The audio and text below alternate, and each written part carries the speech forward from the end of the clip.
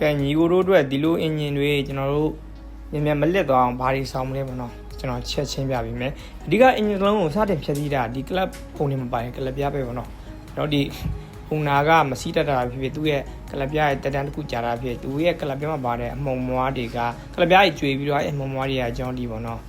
အင်ဂျင်တွေကိုဝင်ပြီးအင်ဂျင်ဝိုင်းနဲ့ရောပြီးတော့ခုနပြောတဲ့အင်ဂျင်ဝိုင်း line တွေပိတ်တဲ့ဘယ်တွင် file နေပေါ့နော်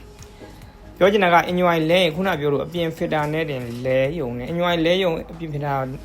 လဲယုံနဲ့ကျွန်တော်ဒီအင်ဂျင်လုံးရဲ့ကြက်ခိုင်မှုကမလုံးလောက်ဘူးပေါ့နော်ကျွန်တော်ဒီကလပ်ပြကျွေးတဲ့ခါကျရင်အခုအပြင်တွေရတဲ့အလဲမှာပါတဲ့ကျွန်တော်ဒီ main filter ပြီးတော့အပြင် filter အဲ့ဒါတွေကိုဟိုပုံမှန်ဆေးကြောရမယ်ဟိုအပြင် filter ကျတော့အင်ဂျင်ဝိုင်းလဲတိုင်းလဲရမယ်ပြီးတော့အဲ့မှာမြင်နေရတဲ့အင်ဂျင်ဝိုင်းဘက်ပေါ့နော်အင်ဂျင်ဝိုင်းဘက်ကိုဖြုတ်ဆေးရမယ်ဒါကလပ်ပြကျွေးတဲ့ခါကျရင်လောက်ရမယ်ဖြစ်ပေါ့နော်ပြီးတော့အဲ့မှာမြင်တွေ့ရတဲ့အတိုင်းအကောင်က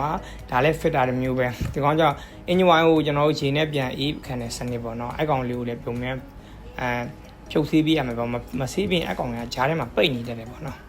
အတားလေးတွေကိုကလပ်ပြကျွေးရန်လုပ်ပြီးမှဆိုရင်အင်ဂျင်လုံးကကြံ့ခိုင်မှုအားကောင်းမယ်ပြီးတော့ဒီကောင်တာမိုစတက်ပေါ့နော်တာမိုစတက်ကကြတော့ကျွန်တော် G line တိုင်းမဲ့ဒီကောင်လည်းအရေးကြီးတယ်ကျွန်တော်ခုနပြောချင်တာဒီကောင်ပေါ့နော်ဒီကောင်ကိုတော်တော်များများမေးနေကြတယ်အဲ့ကောင်ကိုဟိုမဖြုတ်ဆေးကြဘူးပေါ့နော်အဲ့ကောင်ကအဓိကအရေးကြီးတယ်ကောင်ပြီးတော့ခုနအင်ဂျင်ဝိုင်းဖြစ်တာ